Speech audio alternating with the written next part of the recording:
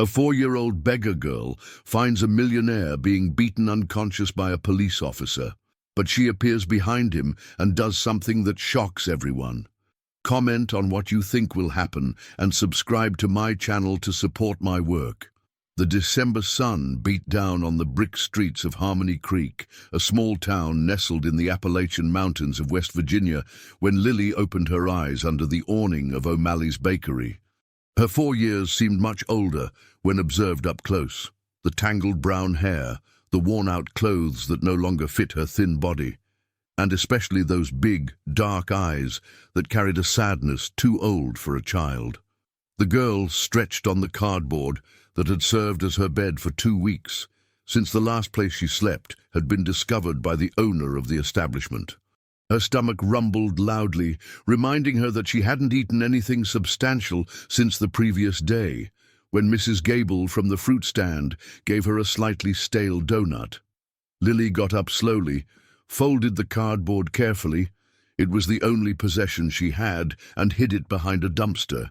She had learned to be careful with her few things, because on the streets everything could disappear in the blink of an eye.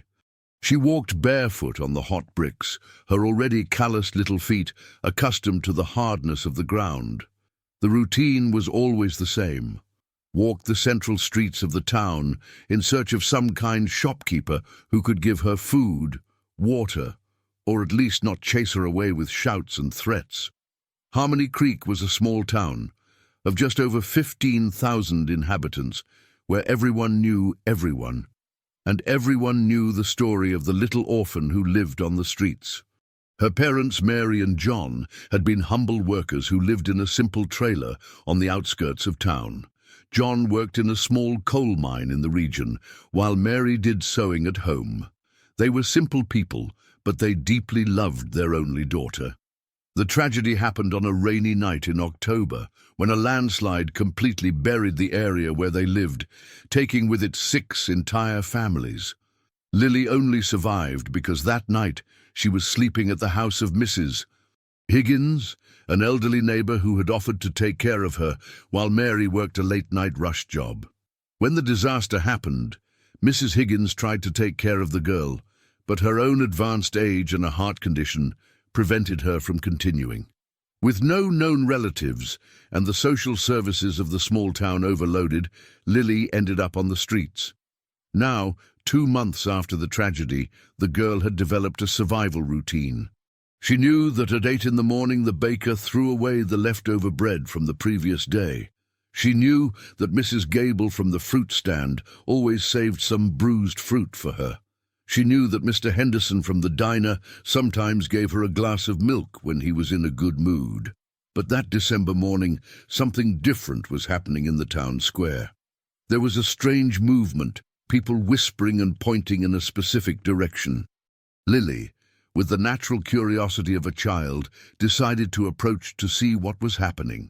Harmony Creek Town Square was the heart of Harmony Creek, with its century-old church on one side and the town hall on the other. It was there that the festivities, the fairs, and also where men gathered to talk about politics and football. That morning, however, the atmosphere was tense.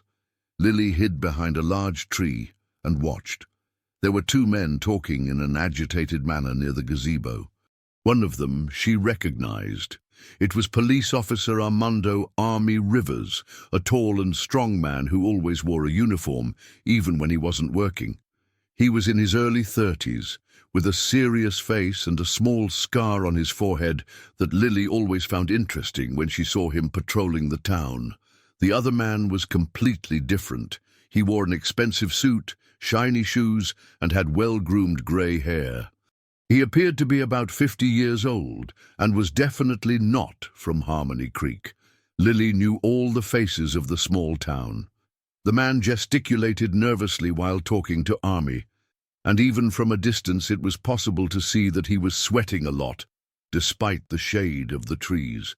The conversation between the two was getting increasingly heated.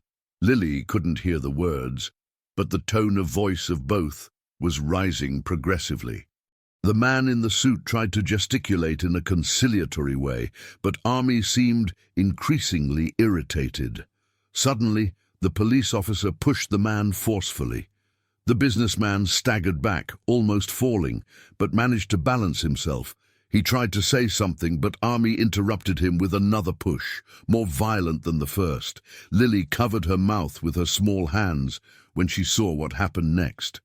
Army landed a precise punch on the face of the man in the suit, who fell heavily to the ground. It didn't stop there. The police officer knelt on the fallen man and began to beat him repeatedly, with a fury that deeply frightened the girl. The few people who were in the square quickly moved away, some running away from the scene. No one tried to intervene. In small towns, people know when it's best not to get involved in certain situations. The man on the ground tried to protect himself with his arms, but he was visibly losing consciousness. Army continued beating him until the businessman completely stopped moving. Then, the police officer got up, straightened his uniform, looked around to see if there were any witnesses, and walked away normally as if nothing had happened. Lily remained hidden behind the tree, her heart beating fast in her small chest. She had never witnessed violence in this way, and didn't know what to do. The man remained motionless on the ground of the square, under the sun that was getting stronger and stronger. Minutes passed. No one approached. The square had become completely empty, as if everyone had agreed to ignore what had just happened.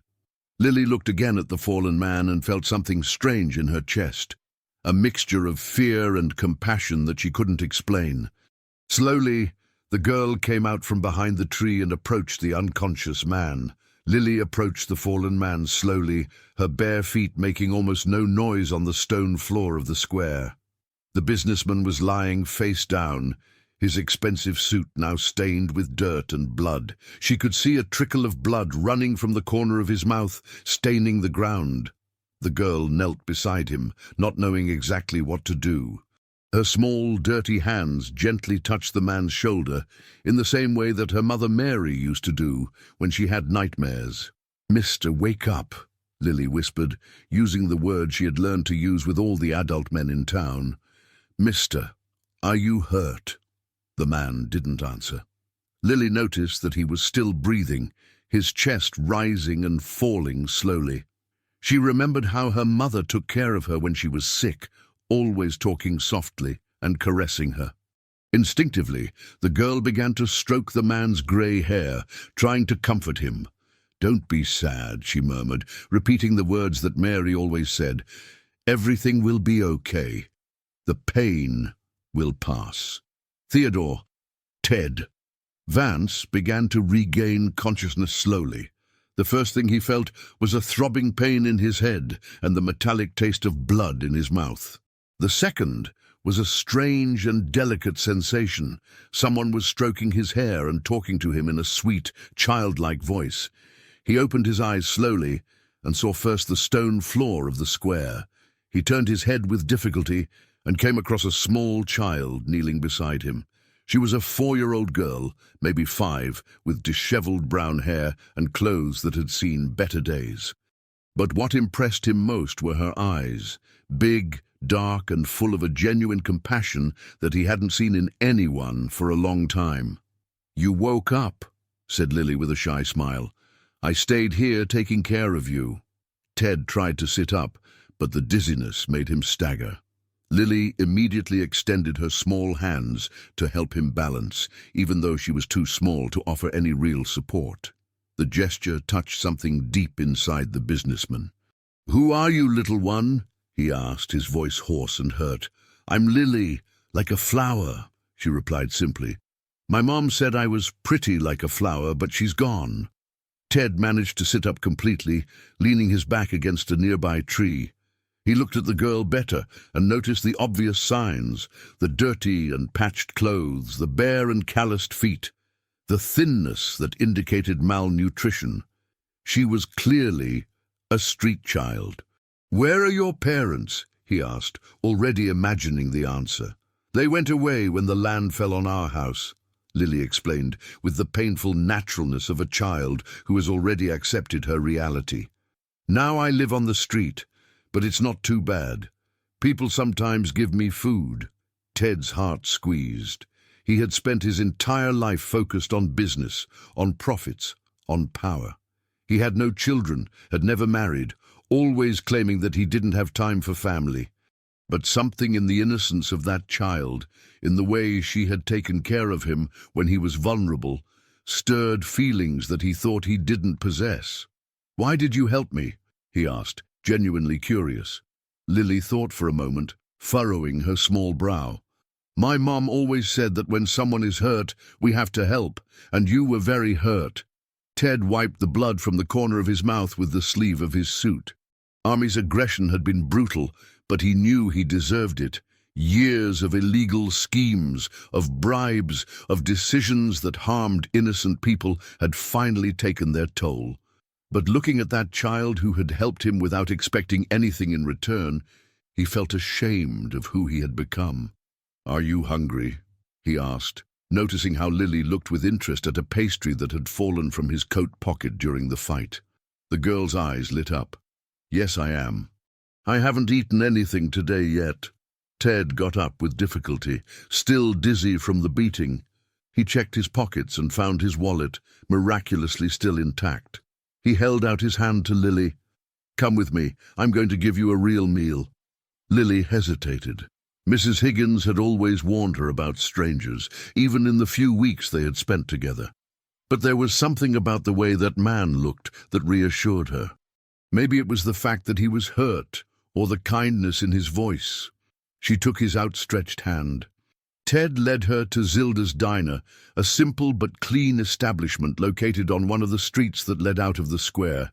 When they entered, Zilda looked strangely at the man in the blood-stained suit, accompanied by a child visibly from the streets. "Good morning," said Ted, trying to look normal despite the appearance. "We would like to have lunch." Zilda, a woman in her 50s, accustomed to the peculiarities of a small town, simply nodded and directed them to a table at the back of the diner. Ted ordered the full-plate lunch for Lily and just a juice for him. He was still too nauseous to eat. Lily ate with a voracity that broke Ted's heart. It was obvious that the girl had been hungry for a long time. Between bites, she told small fragments of her story. What life was like with her parents, what the landslide had been like, what her days on the streets were like. "I sleep behind the bakery," she explained, as if it were the most normal thing in the world. "The cardboard is warm, and sometimes the smell of bread makes me dream that I'm at home." Ted listened to everything in silence, feeling a weight growing in his chest. That child had lost everything and still maintained a sweetness, an ability to take care of others that he had lost decades ago. "Lily," he said when she finished eating, "how would you like to live in a real house? With a bed, food every day, clean clothes?" The girl's eyes widened. "Really? But I don't have money to pay." "You wouldn't have to pay anything. I would take care of you." Lily looked at him with a mixture of hope and distrust. "But why? You don't even know me." Ted thought about the question. Why indeed? Maybe it was guilt, maybe it was a desperate attempt at redemption, or maybe it was genuinely because that child had touched a part of his humanity that he thought was lost forever. "Because you helped me when I needed it," he replied simply, "and because every child deserves to have a home." Lily was silent for a long moment, processing the offer. Finally, she nodded her head. "Okay, but can I take my cardboard? It's the only thing I have." Ted smiled for the first time in months. "Of course you can." As they left the diner, neither of them imagined that this seemingly simple decision would change their lives in ways they couldn't even imagine, and that the coming months would bring revelations that would shake everything they thought they knew about themselves and about the past that had united them in such an unexpected way. Ted's mansion was 15 miles from Harmony Creek, on a winding road that climbed the mountain through a dense forest. Lily pressed her little face against the window of the luxurious car, watching in wonder the trees that seemed to touch the sky and the colorful birds that flew among the branches. "Is this where you live?" she asked when the house appeared at the end of the private road. The property was impressive even by the standards of a child who didn't understand luxury. The mansion had 2 floors, a large porch with white columns, well-kept gardens, and a spectacular view of the Appalachian Mountains. Everything was spotless, as if out of a magazine. "Yes, it is," replied Ted, observing the girl's reaction. "And now it's your home too." When they stopped in front of the main entrance, a middle-aged woman came out of the house in a hurry. It was Vivian Collins, 45 years old, Ted's housekeeper for over 15 years. She had brown hair tied in a bun, simple but always impeccable clothes, and a maternal way that shone through even when she tried to be formal. Vivian stopped abruptly when she saw Ted get out of the car with the blood-stained suit, followed by a small and clearly needy child. Her eyes widened with concern. "Mr. Vance, what happened? Are you hurt?" she asked, running towards her employer. "I'm fine, Vivian. Just a little misunderstanding in town," he replied, downplaying the situation. "This is Lily. She'll be living with us from today." Vivian looked at the girl, who was hiding shyly behind Ted. As a woman who had always wanted to have children but never could, she immediately felt a pang in her heart at seeing that child so small and vulnerable. "Hi, sweetheart," she said, bending down to be at Lily's height. "What a beautiful name you have. Like a flower." "My mum picked it," Lily replied softly. She liked flowers. Vivian immediately noticed the past tense and understood that she was dealing with an orphaned child. She looked questioningly at Ted, who just nodded, indicating that he would explain later. "How about we give you a nice bath and then find some clean clothes?" Vivian suggested affectionately. Lily looked at Ted, who smiled encouragingly. "You can go with Vivian. She's very good and will take good care of you." The next 2 weeks were like a dream for Lily. Vivian treated her with an affection that she hadn't received since the loss of her parents. The housekeeper arranged one of the guest rooms especially for the girl, with a soft bed, toys that she bought in town, and even some children's storybooks. Ted was gentle and attentive, always asking if she was okay, if she needed anything. He took her for walks around the property, showing her the garden, the orchard where she could pick fruit straight from the tree, and even a small pond where goldfish swam in lazy circles. "I've never seen so many beautiful things in one place," Lily said one afternoon as the two walked around the property. "Do you like living here?" Ted asked, watching the response carefully. "I like it a lot. It's like I have a family again," she replied sincerely. That answer touched Ted deeply. For the first time in years, he felt needed in a positive way. Lily's presence brought a lightness to the mansion that he didn't know was missing. The girl's laughter echoing through the hallways, her curious questions about everything, the way she ran to hug him when he came home from his work trips, all of this made him feel almost human again. But not everything was perfect. Ted began to exhibit behavior that worried Vivian. He had become extremely protective of Lily, almost possessive. He didn't allow her to leave the property, even to go to town to buy clothes or candy. "It's dangerous out there," he said whenever Vivian suggested a trip to town. "Here she is safe." The housekeeper also noticed that Ted installed additional security cameras around the property and hired security guards to watch the entrance. When questioned, he always gave the same answer. He was protecting Lily. "Mr. Vance, the girl needs to socialize with other children," Vivian tried to argue one afternoon. "She could attend a school in town, make friends." "No," he replied with unusual firmness. "Lily has everything she needs here. I can hire private teachers if necessary." Vivian realized that there was something deeper going on. Ted seemed genuinely affectionate with Lily, but also showed signs of growing paranoia. He obsessively checked the security systems, asked strange questions to the employees about unwanted visitors, and started working from home more and more, as if he feared being away for too long. The first real sign of trouble appeared on a late afternoon in January. Lily was playing in the garden when she saw a man walking along the road that led to the property. It was someone she didn't recognize, and he seemed to be watching the house from afar. "Vivian! There's a man out there!" she shouted, running into the house. Vivian went out to look and saw a male figure standing on the road, partially hidden behind a tree. When he realized he was being watched, the man quickly walked away. When Ted came home that night and heard about the incident, his reaction was disproportionate. He became visibly agitated, immediately called the security company demanding more cameras, and spent the entire night checking all the windows and doors. "Who was that man?" asked Vivian, concerned about her employer's exaggerated reaction. "Probably some curious person," Ted replied, but his tone of voice indicated that he knew exactly who it could be. From that day on, Ted's behavior changed noticeably. He had become more vigilant, more controlling. He started asking Lily questions about where she had been during the day, who she had talked to, if anyone had asked questions about her. Lily, with her childish sensitivity, noticed the change.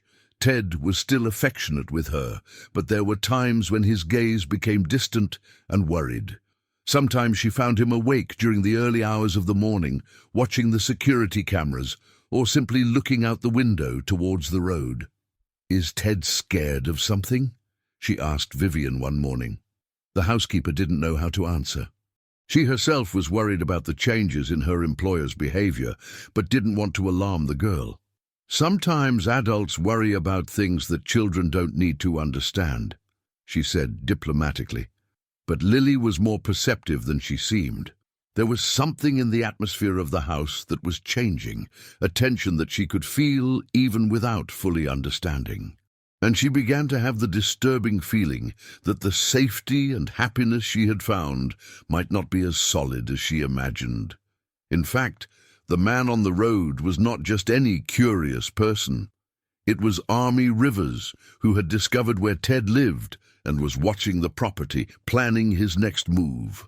The violent confrontation in the square had been just the beginning of something much bigger. 3 months had passed since Lily's arrival at the mansion, and March brought with it the first rains of the West Virginian autumn. Lily was growing visibly under Vivian's care. Her cheeks had gained color, her hair shone with health, and she had developed a more expansive and confident personality. On that rainy morning, while Ted worked in his private office, Lily was playing in the living room with dolls that Vivian had bought for her. The housekeeper was in the kitchen preparing lunch when she heard a strange noise coming from the office, muffled shouts, and the sound of something heavy falling. "Mr. Vance?" she called, approaching the closed door. Silence. Then Ted's tense voice. "Everything's fine, Vivian. I just dropped some books." But Vivian knew her employer well after 15 years of work, and knew when he was lying. There was something different in his voice, a tense quality that worried her. She decided to be attentive. Inside the office, Ted was sitting in his leather armchair, staring at the phone he had just hung up. The call had been from a former partner in Charleston, alerting him to rumors that were circulating in the business community, rumors about investigations, about documents that had mysteriously disappeared, about people asking questions about his old operations. The name that worried him most was Stella Moreau. His former partner had disappeared from the business radar years ago, after he had betrayed her in a crucial deal involving mining contracts. At the time, Ted had used privileged information that Stella had shared with him, closing the contracts behind her back and leaving her with huge debts that led to the bankruptcy of her company. Stella had sworn revenge the last time they spoke, 5 years ago, but he never imagined that she had the means or determination to fulfill her threats. Now, however, the pieces were fitting together in a worrying way. Army's aggression in the square, the man watching his property, and now these rumors. Everything seemed too coordinated to be coincidence. Ted got up and went to the window that overlooked the access road. The fine rain created a grey curtain over the landscape, limiting visibility. He checked the security camera system for the third time that morning, a routine that had become obsessive. Meanwhile, Lily had stopped playing and approached the office door. Even at 4 years old, she possessed a keen intuition for capturing the mood of the people around her, a skill developed during her months of survival on the streets. "Ted?" she called softly through the door. "Are you okay?" The girl's voice brought him back to the present. He took a deep breath, forced a smile, and opened the door. "I'm great, little one. I was just working," he said, trying to look normal. But Lily noticed the tension in his shoulders, the way his eyes looked away from hers, the nervous way he ran his hand through his hair. It was the same behavior she had observed in stressed adults during her life on the street. "You look worried," she said, with the brutal honesty of children. Ted knelt down to be at her height, forcing himself to relax his facial muscles. "Sometimes adults worry about work, but it's nothing you need to worry about too. When my mom got worried, I always hugged her until she felt better," offered Lily, reaching out to touch his face. The gesture touched Ted deeply, but also intensified his anxiety. Lily's innocence constantly reminded him of what was at stake. If his enemies found out about her, if they tried to use her against him, the thought terrified him. "Lily," he said, gently holding her hands, "if someday someone comes here looking for you, or if someone asks questions about you, I want you to tell me immediately, okay?" The question confused the girl. "But who would come looking for me? I don't have any more family." "Probably nobody," he hurried to say. "It's just a precaution." That afternoon, while Lily napped in her room, Ted called Vivian for a private conversation in the office. The housekeeper entered with some apprehension, noting how agitated he seemed. "Vivian, I need you to understand something important," he began, pacing back and forth. "It may be that in the coming times we receive unwanted visitors, people who don't have good intentions." "What kind of people?" she asked, worried. "People from my past. People who want to harm me," he explained vaguely.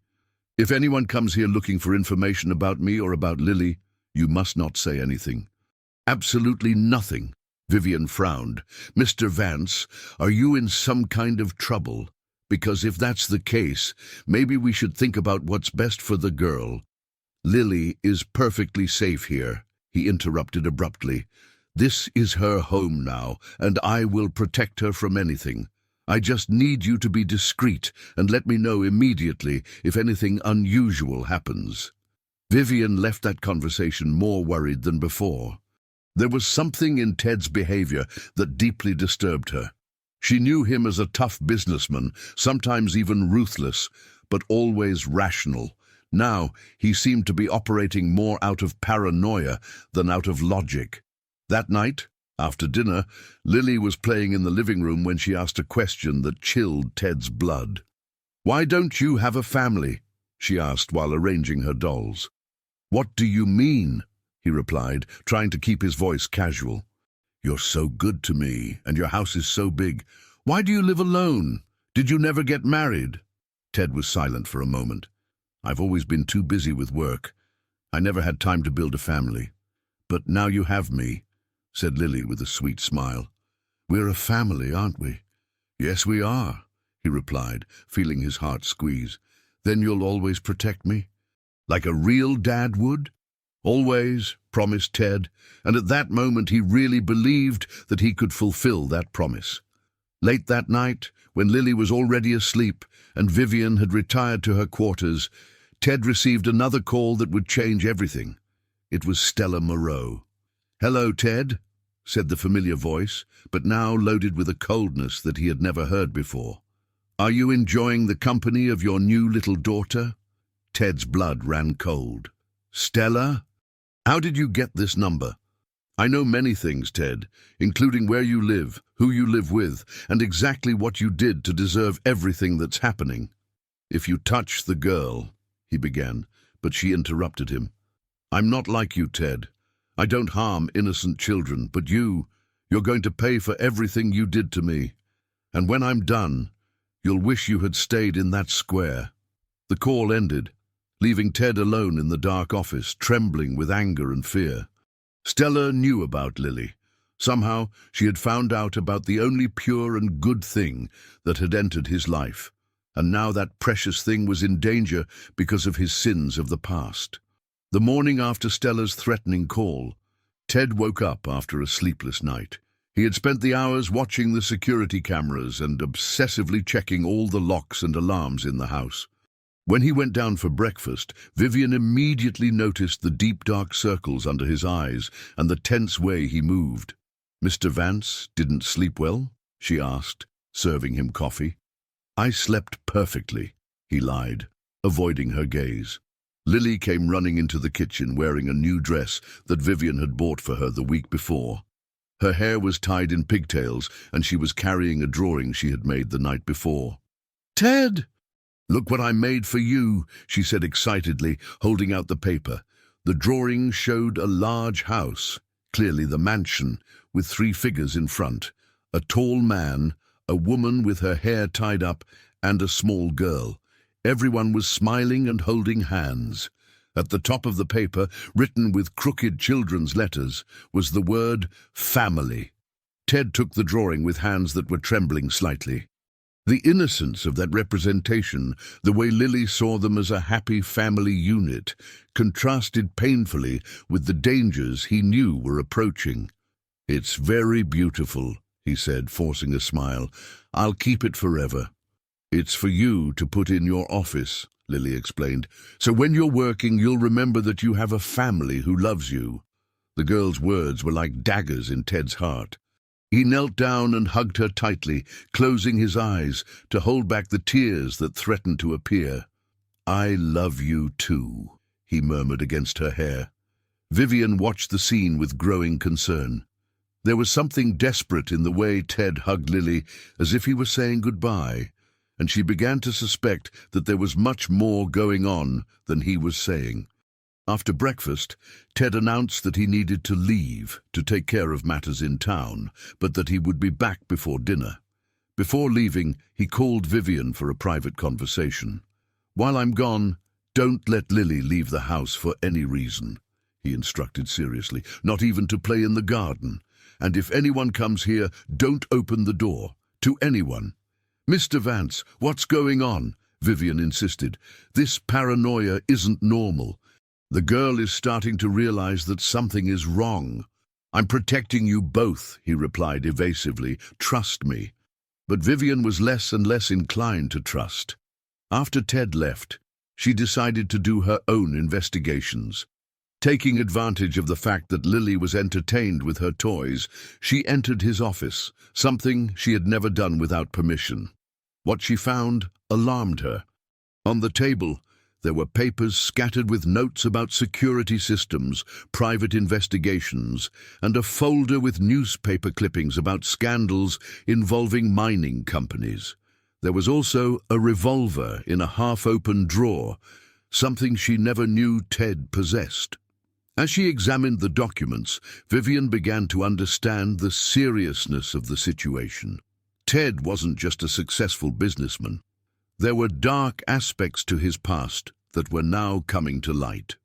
And worse, Lily was in the middle of this storm. Meanwhile, in town, Ted met with Army Rivers in an isolated location, an old dirt road that led to an abandoned quarry. The police officer had requested the meeting through an intermediary, claiming to have important information. "You have the nerve to show up after what you did," Ted said when he saw Army leaning against his patrol car. "What I did was just the beginning," Army replied coldly. "Stella Moreau is willing to go to great lengths to destroy you, and I'm helping her. Why? What do you get out of this?" Army approached, revealing a recent scar on his neck. "My brother worked in one of your illegal mines. He died buried alive when you ordered excavations without the proper safety equipment. Stella showed me the documents that prove your responsibility." Ted felt the ground collapse beneath his feet. He vaguely remembered the accident. It had been muffled at the time. The families received quiet compensations, and he had managed to avoid deeper investigations. But apparently not everyone involved had forgotten. "That was years ago," he tried to argue, "and it was an accident. An accident caused by your greed, Army spat. You cut costs on safety to increase profits. My brother left 2 small children. The conversation was interrupted by the sound of tires screeching on the road. A black car was approaching quickly. Army smiled with satisfaction. Stella wanted to have a personal conversation with you, he said. The car stopped and out came a woman of about 40 years, thin, with dark hair tied in a ponytail and simple but neat clothes. Stella Moreau didn't look like the powerful businesswoman she had been years ago, but there was a fierce determination in her eyes that made Ted recoil instinctively. "Ted," she said, approaching slowly. 5 years. You can't imagine how long I spent planning this moment. Stella, what happened between us was business. You knew the risks." "Risks?" She laughed bitterly. "You stole contracts from me that were legitimately mine. You used information that I shared with you in confidence. You left me with debts that destroyed my life. And what do you want now? Money? I can compensate you. I want you to feel what it's like to lose everything that matters to you," she said coldly. "I want you to understand what it's like to be completely alone. If you touch Lily," Ted began, but stopped when he realized he had revealed too much. Stella smiled. "Lily. Beautiful name for such a small girl. 4 years old, isn't she? The same age my niece was when I lost custody of her because I could no longer support her after you ruined me." Ted felt his blood run cold. "You can't involve an innocent child in this." "I'm not going to hurt her," Stella said. "But you will lose custody of her. I'm going to prove that you are a dangerous, unstable person, unfit to take care of a child. And when I'm done, you'll be exactly like I was, with nothing and no one. How do you intend to do that? I have evidence of all your illegal activities, documents that prove bribes, unlicensed operations, covered-up accidents. And I have witnesses willing to speak," she explained, looking meaningfully at Army. "An anonymous call to social services about your unstable psychological conditions will be enough to start an investigation." Ted felt cornered. "What do you want?" "I want you to choose," said Stella with a cruel smile. "Either you voluntarily hand over custody of the girl to a suitable family, or I make public all the evidence I have about you. And then you not only lose the girl, but also your freedom." The ultimatum echoed in the empty road like a sentence. Ted looked at the 2 who surrounded him, Stella with her calculated hatred and Army with his thirst for revenge, and realized that he was completely alone against forces he had underestimated. "You have 1 week to decide," said Stella, returning to the car. 1 week to say goodbye to your new family." As the 2 left, Ted stood alone on the deserted road, feeling the full weight of his past choices finally taking their toll. And for the first time in his life, he didn't know how to protect something that really mattered to him. Ted returned home that afternoon like a broken man. Stella's ultimatum echoed in his mind as he drove along the winding mountain roads. 1 week, just 7 days to find a solution or lose the only good thing in his life. When he entered the mansion, he found Lily in the living room playing with puzzles that Vivian had bought. The girl ran to hug him as she always did, but this time Ted held her with a desperate intensity that frightened her. "Ted, you're hurting me," she said softly. He released her immediately, realizing that he was squeezing too hard. "Sorry, little one. I just missed you." Lily studied him with those big, perceptive eyes. "You look sadder than yesterday. Did something bad happen?" "No, honey. Daddy's just a little tired," he replied, using the word daddy for the first time to refer to himself. Lily's eyes lit up. "Are you my daddy now?" The question pierced Ted's heart like a knife. "If you want me to be." "Yes, I do," she exclaimed, hugging him again. "Now I have a daddy, Mommy Vivian, and our beautiful house. We're a real family." Vivian, who was watching the scene from the kitchen door, felt a pang in her heart. There was something deeply wrong with Ted's behavior, a desperate quality that worried her more and more. That night, after Lily fell asleep, Vivian decided to confront Ted. She found him in the office, sitting in the armchair with a glass of whiskey in his hands, staring at the drawing that Lily had made in the morning. "Mr. Vance, you need to talk to me," she said, entering without knocking. He raised his red and tired eyes. "It's not a good time, Vivian." "It's never a good time lately," she replied firmly, "but that girl deserves to know what's going on, and so do I." Ted took a long sip before answering. "There are things in my past, things I did, that are now coming back to haunt me." "What kind of things?" He was silent for a long time, debating internally how much he should reveal. Finally, he decided that Vivian deserved at least part of the truth. "When I was building my empire, I made questionable choices. I hurt people, I broke laws, I destroyed lives. And now some of those people want revenge." Vivian felt a chill in her stomach. "And Lily? Is she in danger?" "They want to use her against me," Ted admitted. "They want to take her away from me."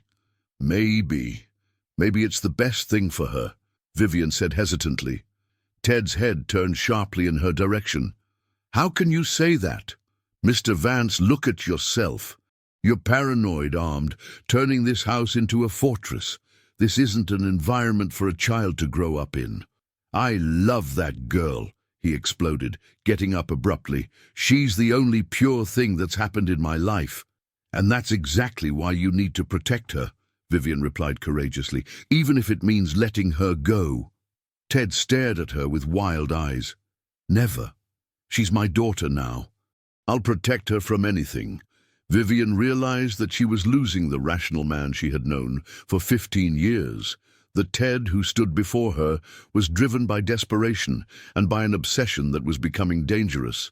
"What if she doesn't want to stay?" she asked softly. "She does. You heard her call me Daddy.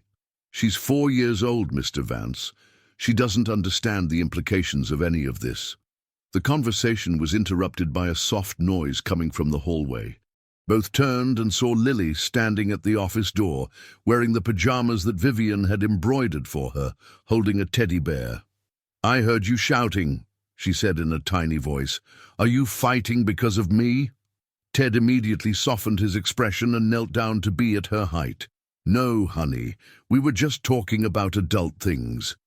"But I heard my name," insisted Lily, with the typical persistence of children. Vivian and Ted exchanged glances. The housekeeper knelt beside Lily.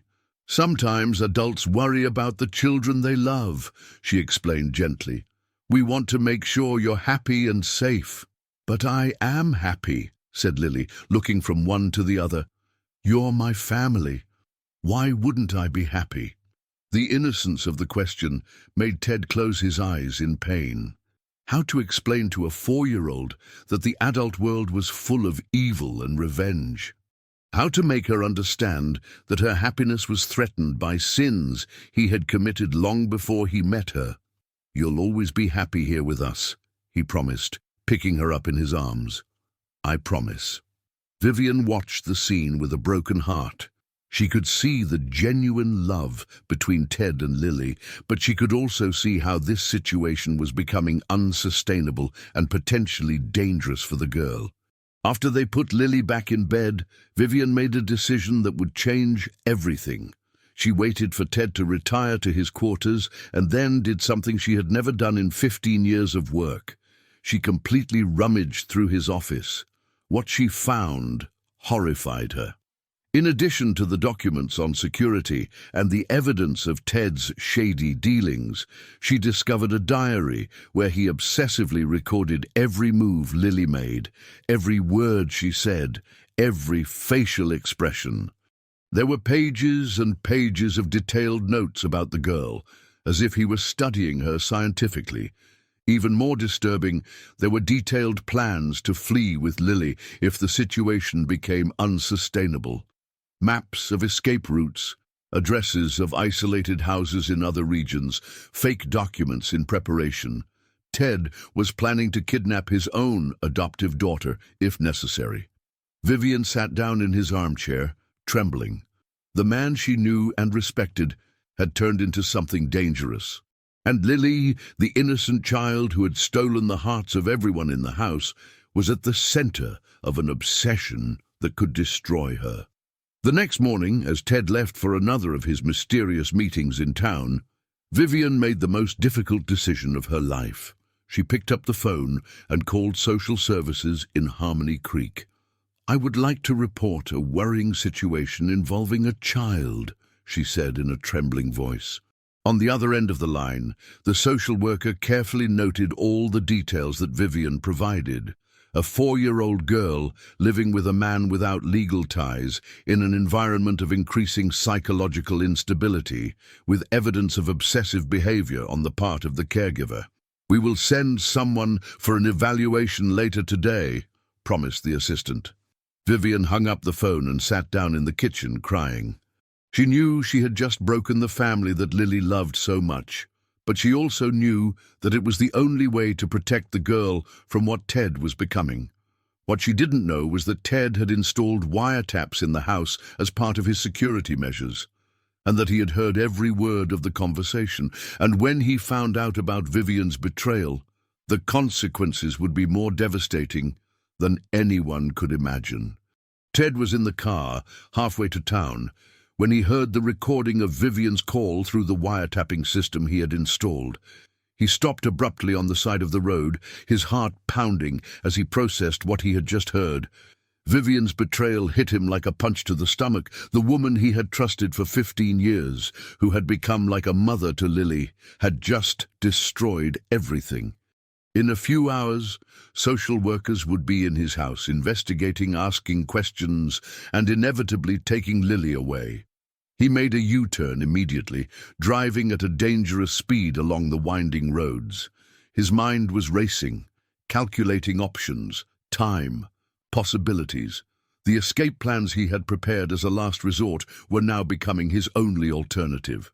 When he arrived at the mansion, he found Vivian in the kitchen preparing lunch, trying to maintain a normal routine while awaiting the inevitable arrival of social services. She turned when she heard his footsteps and immediately noticed something different in his expression. "Mr. Vance, I thought you were staying in town late," she said, trying to keep her voice casual. "Change of plans," he replied coldly, watching her with eyes she had never seen before. "Where's Lily? Playing in her room, why?" Ted approached slowly, and Vivian felt a shiver of fear run down her spine. There was something predatory in the way he moved, like a cornered animal about to attack. "You made a call this morning," he said, stopping a few feet from her. Vivian's blood ran cold. I don't know what you're talking about." "To social services, reporting a worrying situation involving Lily." Vivian opened her mouth to deny it, but realized it would be useless. The expression on Ted's face made it clear that he knew exactly what she had done. "How did you find out?" she asked, her voice trembling. "I've been recording all the conversations in this house for weeks," he replied coldly. "Security measure." "Mr. Vance, I did it to protect the girl." "To protect?" His voice rose dangerously. "You just handed my daughter over to strangers." "She's not your daughter," Vivian exploded, losing her composure. "You picked her up off the street and now you're obsessing over her in a sick way. That's not love, it's possession." The slap that Ted delivered to her face echoed through the kitchen like thunder. Vivian staggered back, bringing her hand to her red face, her eyes wide with shock. In 15 years working for him, he had never laid a hand on her. "Never talk about my relationship with Lily like that again," he said in a low, threatening voice. "She's my daughter now, and I'm going to protect her from anything, including you." Vivian realized that she had completely lost the man she knew. The Ted in front of her was a stranger, driven by paranoia and obsession. "The social workers will be here in a few hours," she said, trying to maintain her dignity despite the fear. "You can't stop that." "I'm not going to try to stop it," he replied with a cold smile, "because when they get here, we'll already be gone." "Gone where?" "Far away, to a place where no one will find Lily or try to separate her from me." Vivian felt panic take over her. Mr. Vance, this is crazy. You're talking about running away with a child. I'm talking about protecting my family. What about me? What's going to happen to me? Ted studied her for a moment, as if he were making a decision. You made your choice when you called social services. Now I make mine. He went to the pantry and returned with a clothesline. Vivian understood his intentions and tried to run, but Ted was faster. He grabbed her arm and forced her to sit in a chair. Please, don't do this, she begged as he tied her hands behind the chair. Think of Lily. She'll be traumatized. Lily will understand that I did everything out of love, he replied, tying her feet to the chair as well. When we're safe in our new home, she'll realize that I only protected her from people who wanted to separate us. Vivian tried to struggle, but the ropes were too tight. You can't just disappear with her. They'll look for you. I've prepared for that possibility, he said calmly. I have documents, money, safe places. We can start a new life where no one knows our past. As he spoke, Ted grabbed a dish towel and tied it in Vivian's mouth, silencing her protests. She could only make muffled sounds as tears streamed down her face. I'm sorry it came to this, he said, adjusting the knot, but you forced my hand. Lily is all I have now, and I'm not going to let anyone take her away from me.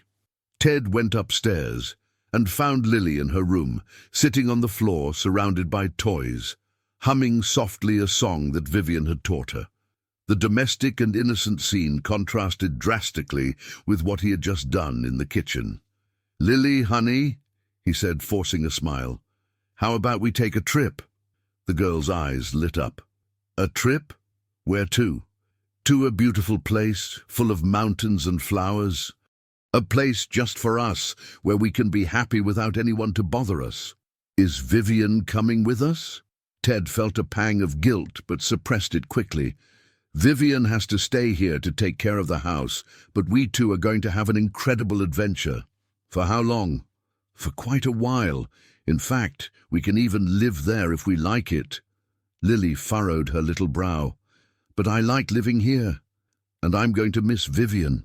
You'll like the new place even more, Ted insisted. And we can visit Vivian later. Now let's pack our bags. The girl nodded excitedly, not realizing the desperate urgency behind the proposal. Ted helped her put her favorite clothes in a small backpack, along with some essential toys. Can I take the teddy bear that Vivian gave me? She asked. Of course, honey. Take everything that's important to you. As Lily chose her belongings, Ted checked his watch. He had at most 2 hours before the arrival of social services. Enough time to reach the first safe point he had prepared, an isolated cabin about 60 miles away, where they could hide until they decided on their next move. I'm ready, announced Lily, carrying her backpack and the teddy bear. Great. Let's say goodbye to Vivian and leave. When they went down to the kitchen, Lily immediately noticed that something was wrong. Vivian was sitting in a chair in a strange way, with her hands behind her back, and there was a cloth in her mouth. Her eyes were red, and she was making muffled sounds. Vivian, said Lily, approaching confused. Why are you like that? Ted quickly placed himself between them. Vivian is playing a game, honey. Sometimes adults play strange games. But Lily wasn't so naive anymore. She could see the fear in Vivian's eyes. She could sense that something was very wrong. Her survival instinct, developed during the months on the street, began to sound alarms. Is she hurt? She asked, trying to approach Vivian again. No, she's fine. Come on, our trip can't wait. Ted picked up Lily and carried her towards the door, ignoring her protests that she wanted to say goodbye properly to Vivian. The girl looked over his shoulder and saw Vivian desperately trying to communicate something through her eyes, shaking her head frantically. It was at that moment that Lily realized that her perfect life in the mansion was coming to an end in a very different way than she had imagined, and that the man she had learned to call Daddy might not be the loving protector he pretended to be. The trip to the cabin was tense and silent. Lily was sitting in the back seat of the car, hugging her teddy bear, watching Ted through the rearview mirror. The man she had learned to love as a father seemed different, tense, nervous, constantly checking the mirrors as if he expected to be followed. "Where are we going, really?" she asked for the third time. "To our new house," Ted replied, trying to sound casual. "A place where we can be just the two of us, without anyone to bother us." But why couldn't Vivian come? And why was she tied to that chair? Ted gripped the steering wheel tighter. "I already explained to you, honey. It was just a game. Adults sometimes do strange things." But Lily wasn't convinced. Her 4 years included traumatic months living on the streets, where she had learned to read signs of danger, and all her instincts were screaming that something was very wrong. The cabin was hidden in a mountainous area, accessible only by a precarious dirt road. It was a simple wooden construction, with 2 bedrooms, a small living room, and a basic kitchen. Ted had bought the place years ago as a safe house for emergencies, stocking it with non-perishable supplies and keeping it in basic living conditions. "We're here," he announced with false enthusiasm when they stopped in front of the cabin. Lily got out of the car slowly, observing the isolated place with growing apprehension.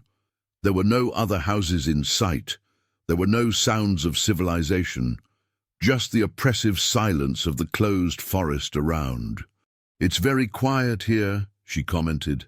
"That's why it's perfect," Ted replied, carrying the luggage. "No one will bother us. We can be a family in peace." Inside the cabin, Lily explored the rooms with diminished interest. It was comfortable enough, but it lacked the warmth and personality of the mansion. There were no beautiful gardens where she played. There was no large kitchen where Vivian prepared her favorite meals. There was nothing that really felt like home. "I don't like it here," she said after a few minutes of exploring. Ted knelt down in front of her, trying to look understanding. "I know it's different, but you'll get used to it. We can make this place special for us. I want to go back home. I want to see Vivian. This is our home now," he said, his voice becoming firmer. "And Vivian had to stay behind." Something in his tone made Lily flinch. "How long are we going to stay here?" "For quite a while. Maybe forever." "I don't want to stay forever," she protested, tears beginning to form in her eyes. "I want to go back to our real house." Ted felt irritation growing. After all the stress of the day, after having to tie up Vivian and run away like a criminal, the last thing he needed was a crying and difficult child.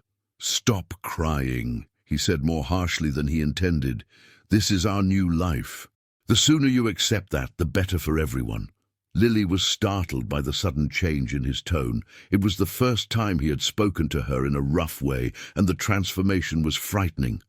"You're being mean to me," she said, her voice trembling. "I'm not being mean, I'm being realistic," Ted replied, getting up abruptly. "Sometimes life changes, and we have to adapt." That night, Lily refused to have dinner and locked herself in the room that Ted had designated for her. Lying on the strange bed, hugging the teddy bear, she began to really process what had happened. The image of Vivian tied to the chair wouldn't leave her mind, nor would the way Ted had become cold and different. On the other side of the wall, Ted was on a tense call with one of his contacts in Charleston, trying to expedite obtaining fake documents for him and Lily. "I need new passports in 48 hours, he said in a low voice, "and birth certificates. We're going abroad." "That's going to cost a lot," replied the voice on the other side. "Money is not a problem. The problem is time." While discussing logistical details, Ted didn't realize that Lily had left the room and was listening to the conversation through the half-open door. The words "fake passports" and "documents" confirmed her worst fears. They weren't just on vacation. Ted was planning to run away with her far away. The next day, the situation worsened. Ted was visibly more stressed, obsessively checking his phone and the roads to the cabin. When Lily asked to play outside, he denied it categorically. "It's dangerous in the forest," he said. "You stay inside. But I want to get some sun, and there are pretty flowers out there." "I said no," he exploded, scaring her. Lily ran crying to the room, and Ted immediately regretted the outburst. He followed her and tried to apologize, but she refused to speak to him for the rest of the day. At night, while Ted was sleeping, Lily made a courageous decision. She had survived alone on the streets for weeks. She knew how to be quiet, how to hide, how to find food and shelter. If she could escape from the cabin, maybe she could find her way back to Vivian. Carefully, she opened the window of her room. It was small, but she was small too. She managed to pass through the opening and found herself outside the cabin in the darkness of the early morning. The forest around was scary in the dark, full of strange sounds and shadows that seemed to move. But Lily remembered how she had felt safe on the streets of Harmony Creek, knowing every corner and alley. This forest was no different. She just needed to learn its ways. She began to walk in the direction from which she remembered the car had come, trying to find the dirt road. Her bare feet made little noise on the leaf-covered ground, and she moved slowly so as not to trip on the roots and stones. But after half an hour of walking, Lily realized she was lost. Everything looked the same in the darkness. Trees, more trees, and no sign of the road. Fear began to take over her, but she forced herself to continue. Anything was better than staying prisoner with a Ted who was becoming increasingly strange and frightening. It was then that she heard the shouts. "Lily, Lily!" Ted's voice echoed through the forest, loaded with despair and anger. He had discovered her escape and was looking for her. Lily hid behind a large tree, trying to control her breathing. She could hear Ted approaching, breaking branches, and calling her name with increasing desperation. "Lily, get back here now! It's dangerous!" She closed her eyes and hugged the teddy bear tightly, wishing she were back in Vivian's lap, safe in the mansion, away from all this madness. Ted's footsteps came dangerously close to her hiding place. She could hear his heavy breathing. She could almost feel his presence. Then, miraculously, he passed right by her without seeing her, continuing his desperate search in another direction. Lily waited until the sounds of his search moved away before leaving her hiding place. Now she was truly lost in the darkness, far from the cabin, but also far from any civilization. And as scary as it was to be alone in the forest, she preferred it to returning to captivity, with a man who was no longer the loving father she thought she knew. Meanwhile, Ted searched frantically for the girl, his rational mind being consumed by panic. If he lost Lily now, after everything he had sacrificed, after having burned all the bridges, there would be nothing left of his life. She was his last anchor to humanity, and without her, he would completely become the monster that his enemies said he was. The night dragged on with Ted searching and Lily hiding, each consumed by different but equally desperate fears. Dawn brought with it a thick fog that blanketed the forest like a grey shroud. Lily had spent the night curled up against the trunk of a large tree, shivering with cold and fear. Her teddy bear was wet with dew, as were her clothes, and she felt hungry and thirsty. With the daylight she could see better where she was. The forest seemed infinite in every direction, with no sign of civilization or the dirt road. Her little feet were cut by branches and stones, and she was beginning to understand the gravity of her situation. She decided to keep walking, choosing a direction that seemed to lead down the mountain, hoping it would take her back to civilization. As she walked, she hummed softly to herself, the same song that her mother Mary used to sing, the one that had become her comfort in the most difficult moments. Meanwhile, Ted had spent the entire night searching. When the sun rose, he was exhausted, with torn clothes and scratches all over his body. Despair had turned into something darker, a fierce determination to find Lily no matter the cost. He returned to the cabin to gather supplies and systematically planned his search. He took ropes, a more powerful flashlight, food and water. If necessary, he would spend days in the forest until he found her. But another problem was approaching. At the mansion, the social workers had arrived at the scheduled time the day before and found only Vivian tied up in the kitchen. After freeing her and hearing her story, they immediately alerted the authorities. Now, there was an official investigation underway, with Ted being sought for kidnapping. Stella Moreau received the news through Army and felt a mixture of satisfaction and concern. Her revenge was working better than she had hoped, but now there was an innocent child lost in the forest because of her actions. "This isn't what I wanted," she said to Army when they met at a roadside diner. "I wanted to destroy Ted, not put a child in danger." "What's done is done," Army replied coldly. "Ted showed his true colors. Now everyone can see what kind of man he really is. But what if something happens to the girl? What if she gets hurt in the forest?" Army shrugged. "Ted is responsible for the consequences of his actions." Stella was disturbed by his coldness. Her thirst for revenge was being tempered by growing guilt. She had lost custody of her own niece years ago, and the idea of another child suffering because of her machinations was stirring her conscience. In the forest, Lily had found a small stream and was drinking water with her hands when she heard voices in the distance. It wasn't Ted. They were different voices, multiple people. Hope blossomed in her small chest. She ran towards the voices, stumbling over roots and scratching herself on branches, but determined to reach whoever it was. When she finally managed to see through the trees, she saw a group of men in uniforms. They were firefighters and police officers conducting searches. "Help!" she shouted with all the strength she could muster. "Help!" The men turned towards her voice and ran in her direction. When they saw her, a small, dirty, frightened girl in torn clothes, they immediately understood that they had found the missing child. "Are you Lily?" one of the firefighters asked, kneeling down to her level. "Yes," she replied, starting to cry with relief. "I'm lost. I want to see Vivian." "It's okay now," the firefighter said gently, taking off his jacket to wrap it around her. "You're safe. We're going to take you back to people who love you." As one of the firefighters carried Lily out of the forest, she told pieces of her story, how Ted had changed, how he had tied up Vivian, how she had run away in the early morning. The men exchanged serious glances, understanding that the situation was even more serious than they had imagined. Ted heard the helicopters before he saw the search teams. The sound of the propellers echoing through the forest was like a death sentence. He knew that they had found Lily, knew that his plans had failed completely. Hidden behind a rock formation, he watched through binoculars as Lily was carried to one of the helicopters. Even from a distance, he could see that she was okay, just scared and dirty.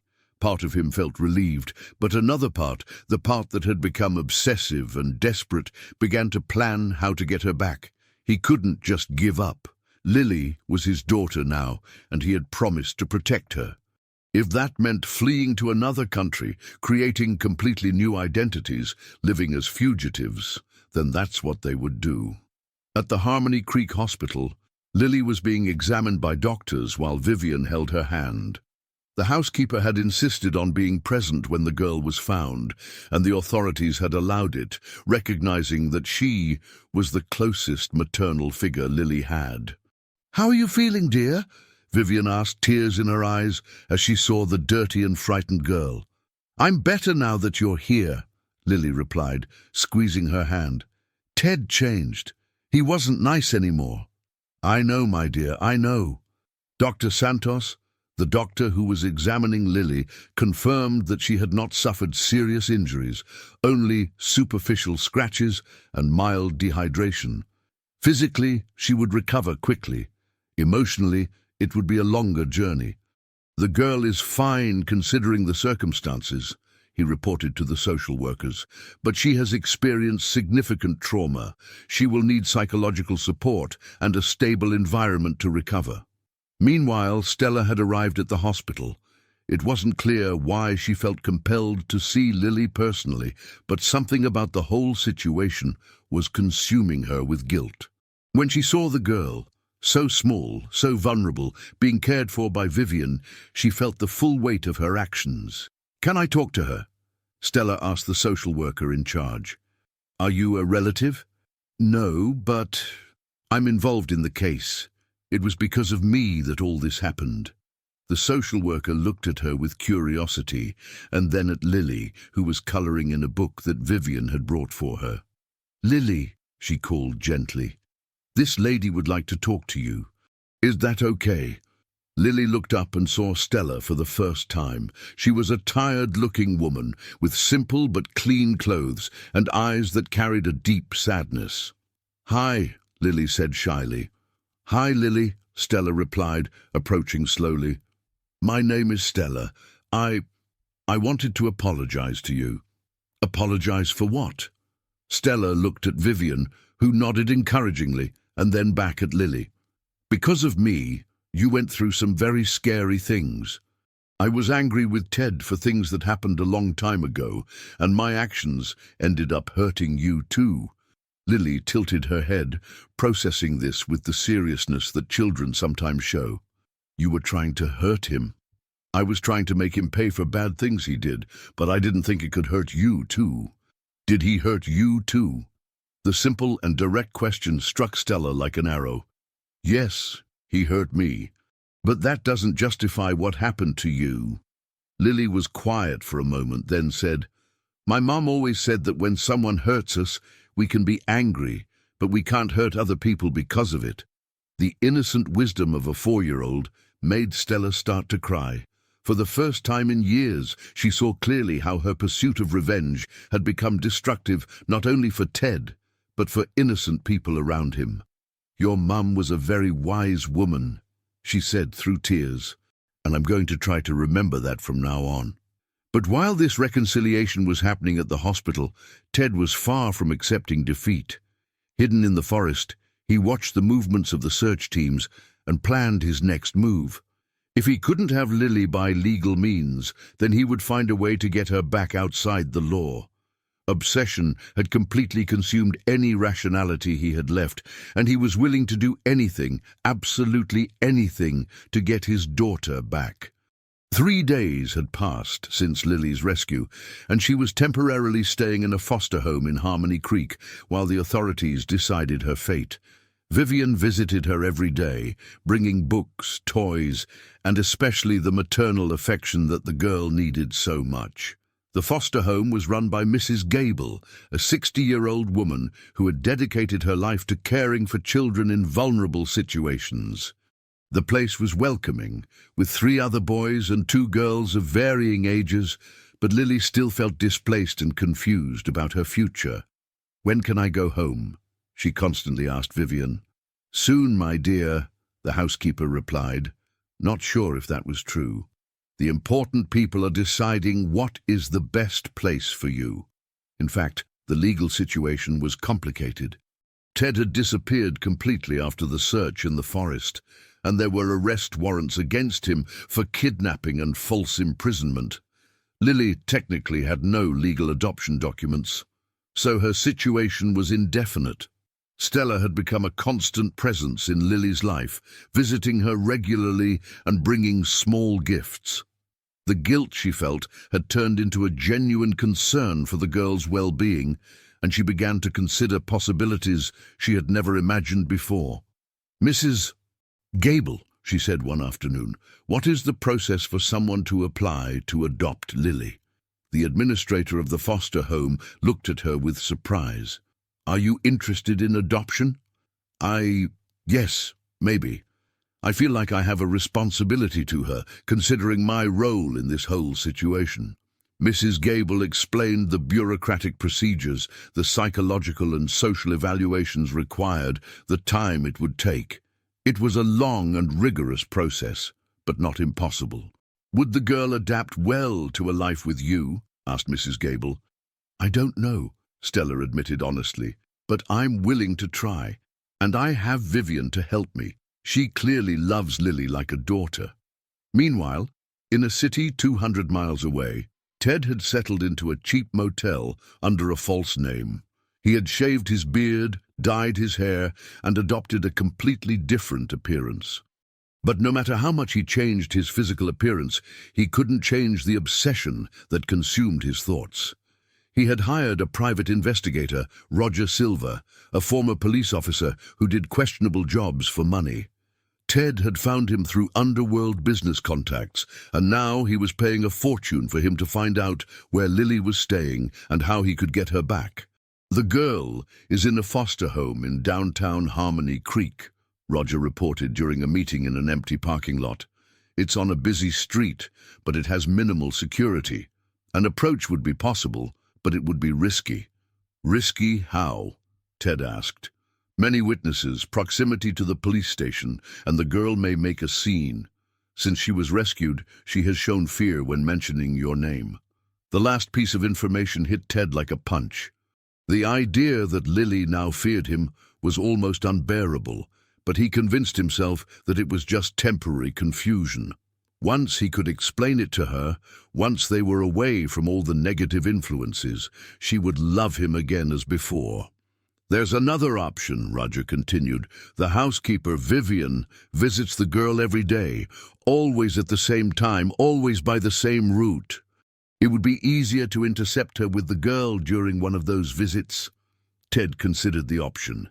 Vivian had betrayed his trust by calling social services, but perhaps she could be convinced to help him if he explained his motives properly. "Arrange a meeting," he decided. "But carefully. Vivian can't know she's being watched." At the foster home, Lily was having trouble sleeping. The nightmares had become constant. Dreams where Ted appeared at the windows, where she was lost in the forest forever, where Vivian disappeared and she was completely alone. "Mrs. Gable," she called one night, going to the administrator's room. "What is it, dear? Another nightmare?" Lily nodded, tears streaming down her small face. Mrs. Gable picked her up and took her to the kitchen, where she prepared a glass of warm milk with honey. "Do you want to talk about what's scaring you?" she asked gently. "I'm afraid Ted will come and get me again," Lily confessed. "He said I was his daughter forever, and if he comes—" "No one will let that happen," Mrs. Gable promised. "There are many people protecting you now. But what if he's smarter than everyone else? He's very smart for business." The sophisticated concern of a 4-year-old touched Mrs. Gable deeply. Lily had matured forcibly through her traumatic experiences. "You know what we're going to do?" said Mrs. Gable. "Tomorrow I'm going to call the people in charge and ask to increase security here, and I'm going to talk to Vivian about these concerns." The next day, Vivian arrived for her daily visit with a worried expression. She had noticed a dark car that seemed to be following her the last 2 times she had come to the foster home, and her instincts were on alert. "Lily, dear," she said, "I need you to be very careful in the next few days. If you see someone strange, or if anything seems different, you tell me immediately." "Why? Is Ted nearby?" Vivian hesitated. She didn't want to scare the girl even more, but she also needed to keep her vigilant. "We don't know where he is," she admitted, "but it's important for us to be careful." That afternoon, as Vivian walked back from the foster home, the dark car finally made its approach. The car pulled up beside her on a less busy street, and Roger got out of the passenger seat. "Mrs. Collins, I need to talk to you." Vivian immediately went on alert. "Who are you?" "My name is Roger. I work for Theodore Vance. He would like to speak with you." "I have nothing to say to him," she replied, quickening her pace. "Please, Mrs. Collins, he just wants to explain his side of the story. 5 minutes." "No," Roger followed her. "He said that you have always been like a mother to him, that he trusts your judgment more than anyone else's." Vivian stopped. "Where is he?" "In a safe place. I can take you there." "Absolutely not. If he wants to talk to me, he can come here in person." "That would be too risky for him, and it wouldn't be risky for me to meet with a fugitive?" Vivian shook her head. "Tell Ted that if he really respected me, he would turn himself in to the authorities and leave Lily in peace." She continued walking, but Roger didn't give up easily. "Mrs. Collins, Mr. Vance is desperate. He says that Lily is the only family he has, the only good thing left in his life. Without her, he will have to learn to live with the consequences of his choices. Vivian interrupted firmly.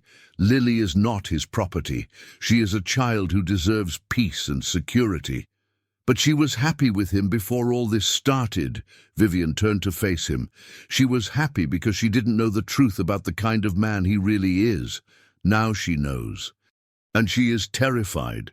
After Vivian walked away, Roger called Ted to report the failure of the approach. Ted's reaction was explosive. "She has to understand," he shouted into the phone. "Lily needs me. I'm the only one who can protect her properly." "Mr. Vance, perhaps it's time to consider." "Consider what?" "Giving up on my daughter?" "Never." The obsession had deepened even further. Ted could no longer distinguish between genuine love and morbid possession. In his distorted mind, anyone who tried to separate him from Lily was an enemy who needed to be removed. "I want you to find out everything about the routine of the foster home," he instructed. "Entry and exit times, how many employees, security measures, everything." "Mr. Vance, this is becoming too dangerous. I'll pay triple what we agreed. Just do what I'm asking." That night, while Lily slept restlessly in the foster home and Vivian prayed for her safety in her own home, Ted obsessively planned a new attempt to recover what he considered his most precious possession. And this time, he was willing to use much more extreme methods. A week had passed since Ted's failed attempt to contact Vivian through Roger. During this time, Stella had officially started the process of adopting Lily, going through the first necessary psychological and social evaluations.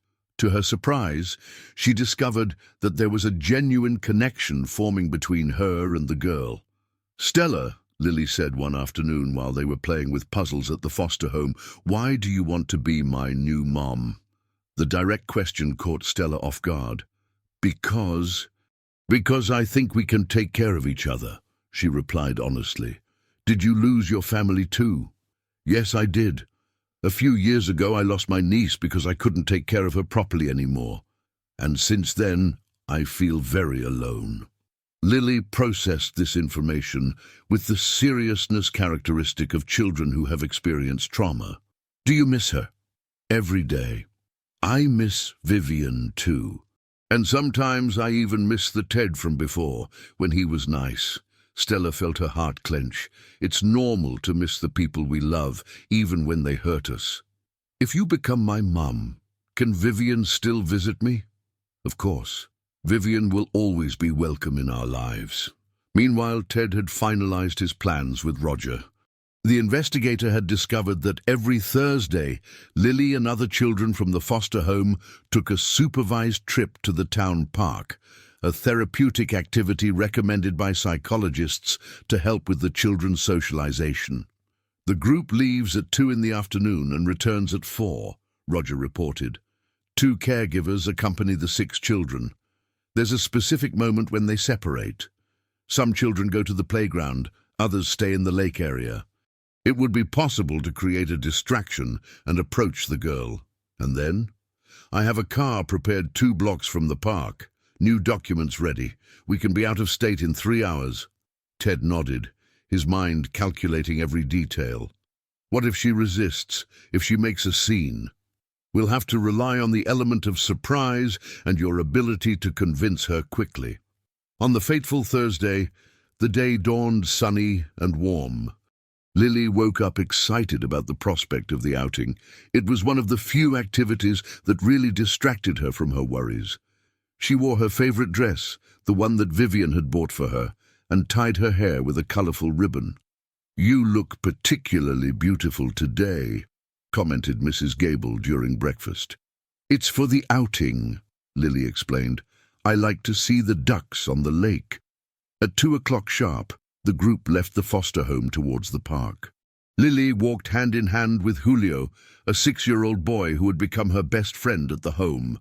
The 2 caregivers, Rosa and Beatriz, kept the children organized in a double line as they crossed the streets. In the park, as predicted by Roger, the group scattered. Some children ran to the playground, others went to feed the ducks on the lake. Lily chose to stay in the lake area with Julio and two other children under the supervision of Rosa. Ted watched from afar, hidden behind trees surrounding the lake.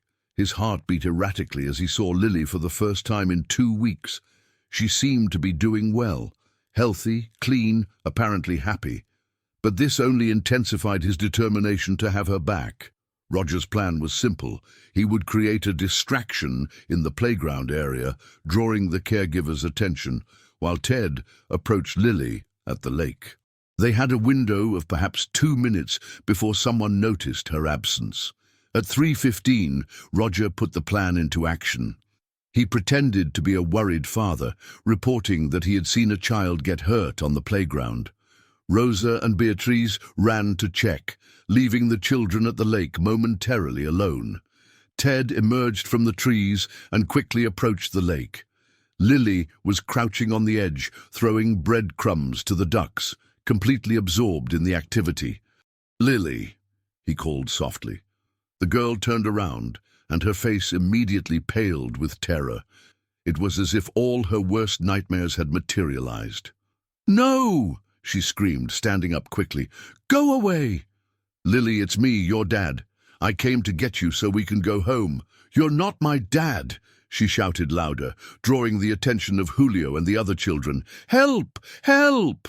Ted tried to approach, but Lily ran away from him, tripping and falling on the grass. Her clothes got dirty, and she hurt her knee, but she kept screaming for help. "Lily, stop screaming. It's me, Ted. You know me." "I do know you. You're bad. You hurt Vivian." The girl's words hit him like slaps. This was not the loving reunion he had imagined. Lily wasn't happy to see him. She was terrified. Julio, brave despite his 6 years, placed himself between Ted and Lily. "Leave her alone," the boy shouted. "She doesn't want to go with you." The screams had drawn the attention of several people in the park. Rosa realized that there was no injured child in the playground area and ran back to the lake, where she found the chaotic scene. "Call the police!" she shouted to Beatrice. "It's him! It's the man who kidnapped Lily!" Ted realized that his plan had failed completely. Instead of a silent recovery, he had created a public and dramatic situation. People were running towards them, others taking out their cell phones to call the authorities. "Lily, please," he tried one last time, reaching out his hand. "I just want to talk to you." "No!" she screamed, hiding behind Julio. "Go away! I don't want to live with you anymore!"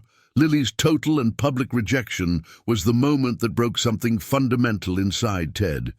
All the fantasy he had built about being a loving father, about Lily needing him, about them being a family, all collapsed before the reality of a terrified child who wanted nothing to do with him. Roger appeared running. "Mr. Vance, we have to leave now. The police are already on their way."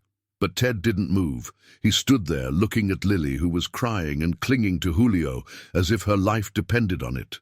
For the first time in months, he saw the situation clearly, through the eyes of a child he had traumatized with his obsession.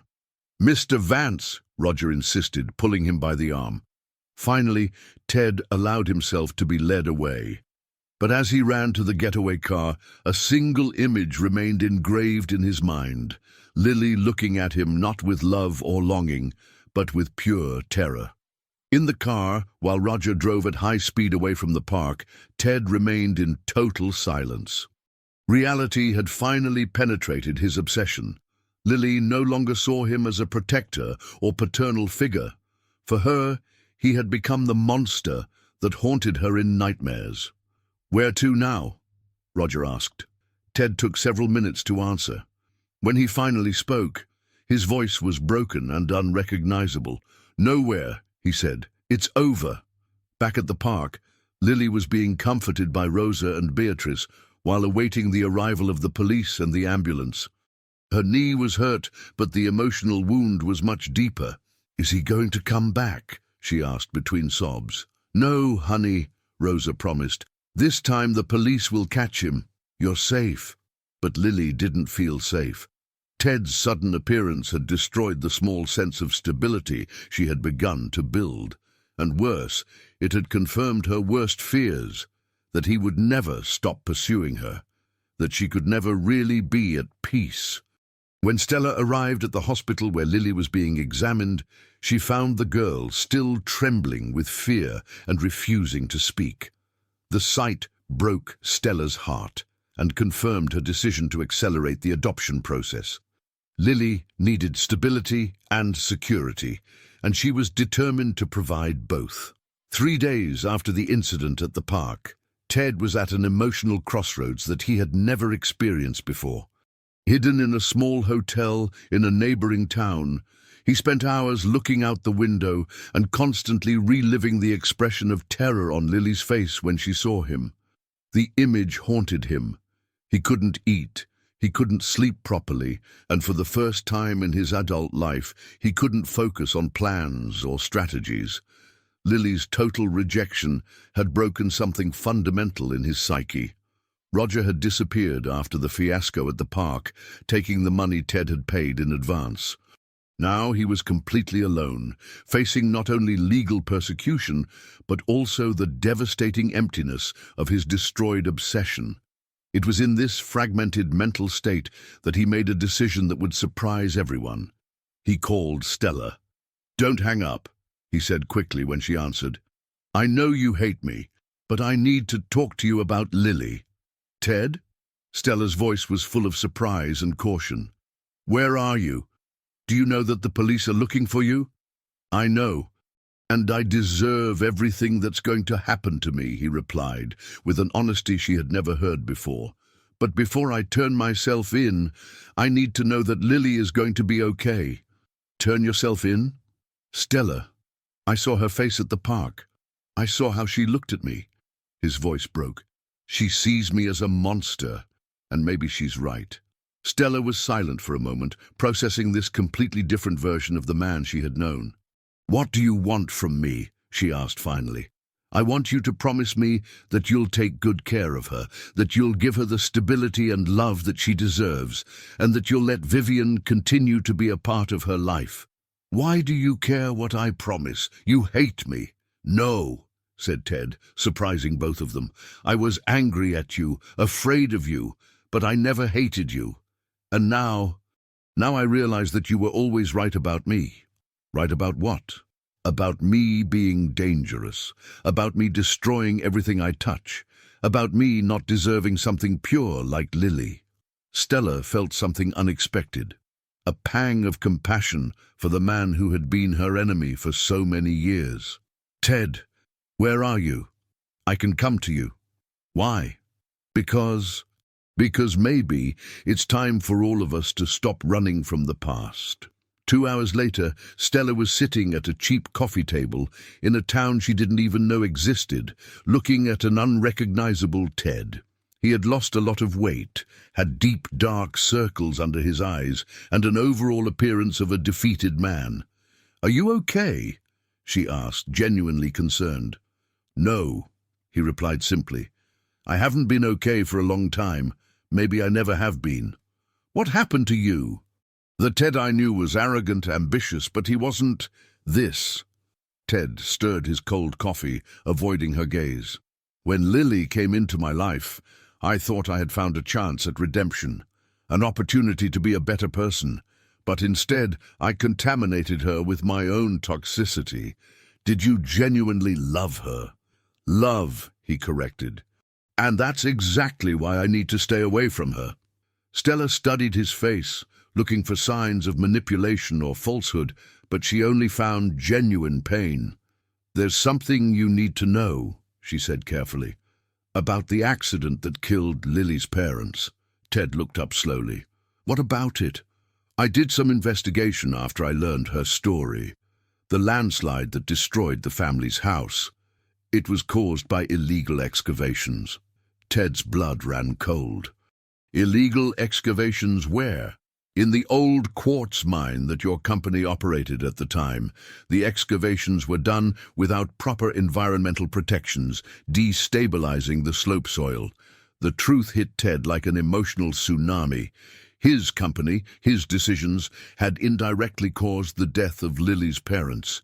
The child he had tried to save had become an orphan because of his own past actions.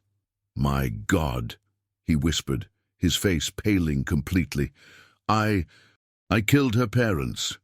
Ted. That's why fate brought her to me," he continued, speaking more to himself. "It wasn't a chance at redemption. It was a reckoning.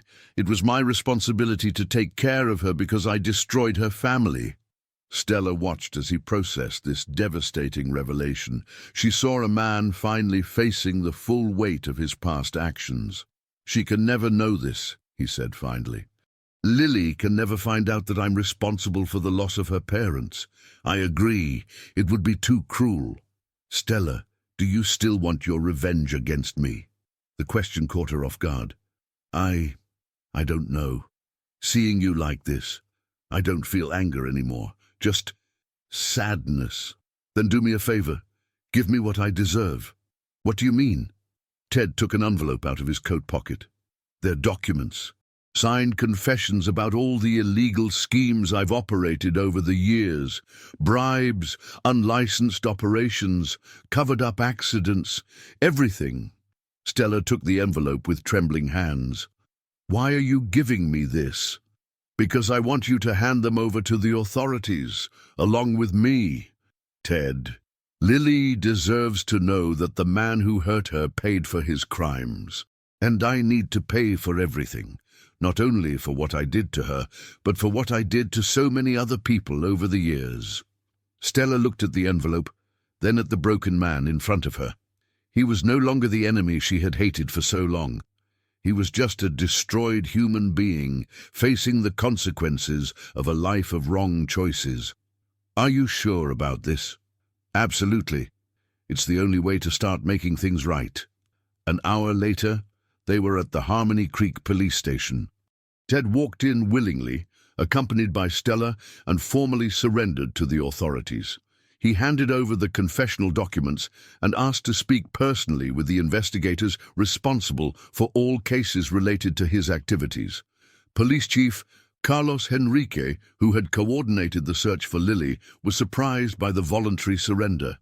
"Mr. Vance, do you understand that these confessions can result in many years in prison?" "I understand, and I completely accept it. And the girl, Lily, do you want to make a statement about the events related to her?" Ted was silent for a long moment. "I just want it to be recorded that I apologize for all the trauma I caused her, and that my only hope is that she finds the happiness and peace she deserves." While Ted was being processed and taken to a cell, Stella went directly to the foster home. She found Lily in the garden, playing quietly with dolls, visibly still shaken by the recent events. "Lily," she said, approaching carefully, "I have some important news for you." The girl looked up, always cautious when it came to important news from adults. "Ted turned himself into the police. He won't bother you anymore, never again." Lily's eyes widened. "Really? Really? You're completely safe now?" To Stella's surprise, Lily didn't show relief or happiness. Instead, her features twisted into an expression of complex sadness. "Will he be in jail for a long time?" "Probably yes." "I didn't want him to be bad," Lily said softly. "I wanted him to keep being the good Ted who saved me in the Harmony Creek town square." Stella felt her heart clench. Even after everything she had been through, the child still carried love for the man who had initially protected her. "Sometimes people have good parts and bad parts," she explained gently. "The good part of Ted truly loved you, but his bad part didn't know how to love in a healthy way. And now, what's going to happen to me?" Stella knelt beside her. "If you want, you can come live with me, and Vivian can visit us whenever she wants. We can be a different family, but a real family." Lily considered this carefully. "Do you promise you'll never turn bad like he turned?" "I promise I'll always try to be good to you. And if I ever do anything wrong, you can tell me, and I'll try to improve." For the first time in weeks, Lily smiled genuinely. "Okay, I can try." But even as they planned a future together, neither of them could imagine that one last devastating revelation was still to come. A discovery that would completely change Lily's understanding of her own story and about the man who was now in jail for trying to protect her. 2 months had passed since Ted surrendered to the authorities, and Lily had officially moved into Stella's house. The adaptation was gradual, but positive. Stella had proven to be a patient and attentive caregiver, always respecting Lily's emotional pace and never forcing intimacy. Stella's house was simple but welcoming, a small 2-story house in downtown Harmony Creek, with 2 bedrooms, a living room that received morning sun, and a small backyard where Lily had planted flowers with the help of her new adoptive mother. Vivian visited 3 times a week, maintaining the emotional continuity that was so important to the girl. "How are you feeling today?" Stella asked one Saturday morning, while they were preparing breakfast together. "Better," Lily replied, focused on the task of spreading jam on her bread. "I haven't had nightmares this week." "That's good. And how are you feeling about starting at the new school on Monday?" Lily frowned. "Nervous. What if the other kids ask about Ted? Everyone in town knows the story." Stella knelt beside her, as she had learned to do when she wanted to have important conversations. "If someone asks, you can just say that you're living with a new family now. You don't need to explain details to anyone. And if they say I'm the girl who was kidnapped, then you can say that you'd rather not talk about it. Polite adults and children will respect that." That afternoon, while Lily was playing in the backyard, Stella received an unexpected visit. It was Dr. Martinez, a lawyer who had been assigned to handle the legal aspects of Ted's case. "Ms. Moreau, I need to talk to you about some documents we found among Theodore Vance's belongings." "Documents about what?" Dr. Martinez hesitated. "About Lily, specifically about her family." Stella felt a chill in her stomach. "What about her family?" Ted had hired a private investigator to research Lily's family history even before he surrendered. Apparently, he wanted to better understand the circumstances that led her to the streets. And what did they discover? Lily has a living aunt. Her mother's sister, Mary Santos. She lives in São Paulo and apparently didn't know about the existence of her niece.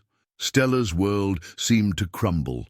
After all the legal procedures, after having started to form genuine bonds with Lily, now a blood relative appeared who could have legal rights over the girl.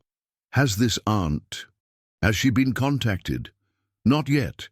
We wanted to talk to you first, considering that you're already in the official adoption process.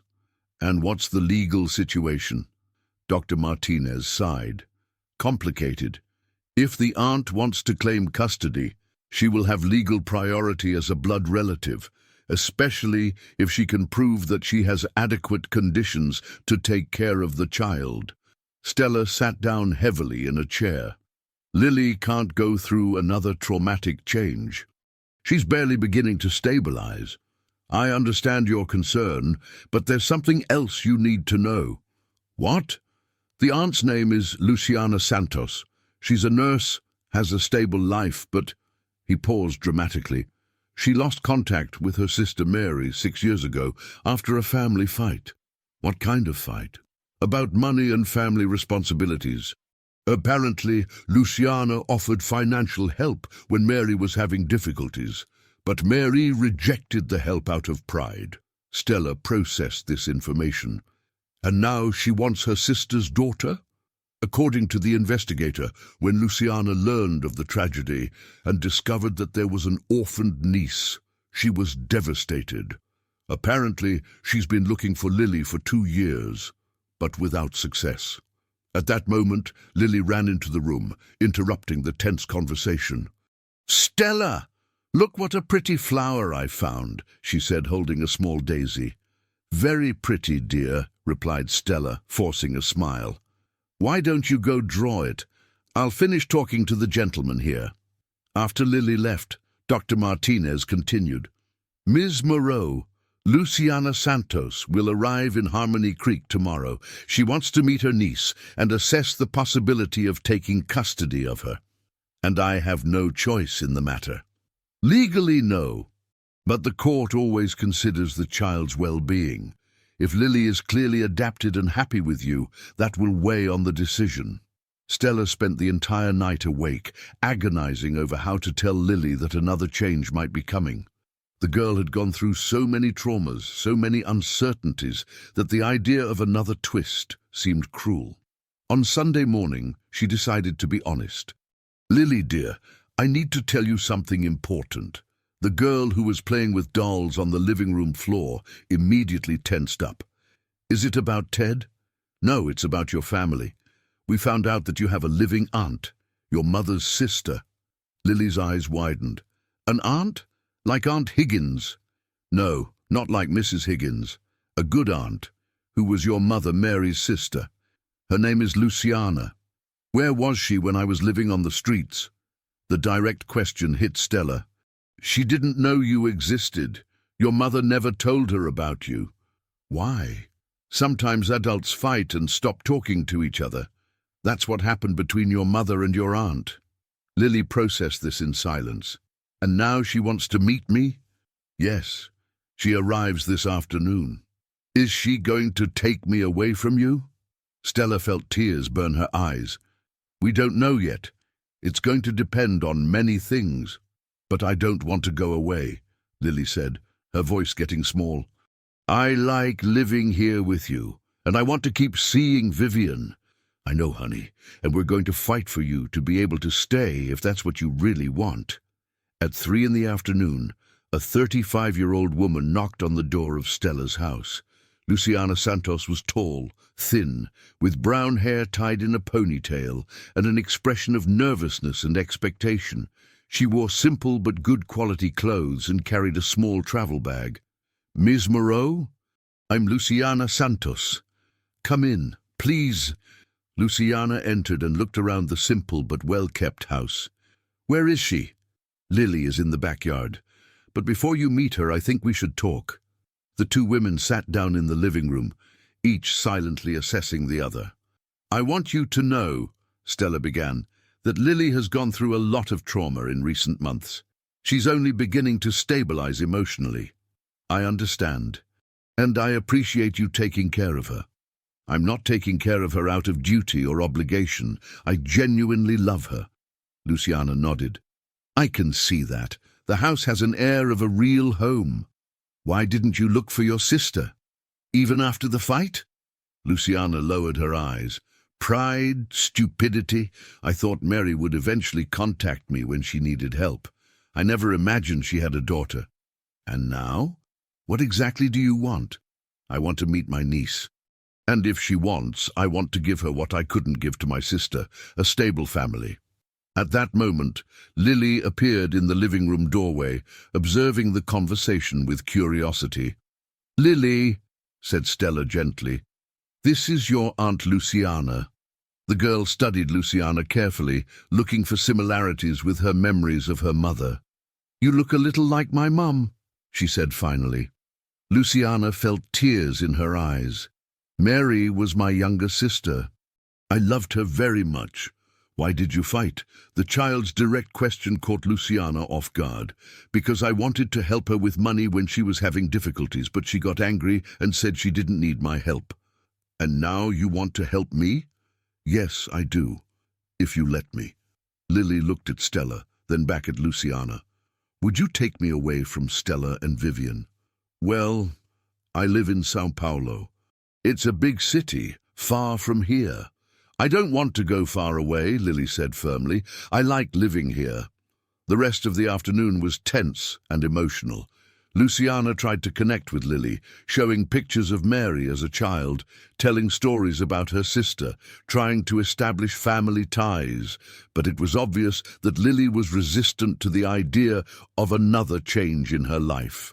When Luciana left to stay at a hotel in town, promising to return the next day, Stella and Lily were left alone to process the meeting. "What did you think of her?" asked Stella. "She seems nice," Lily admitted. But I don't want to live in São Paulo. I want to stay here with you. What if there was a way for you two to live together without you having to move? How?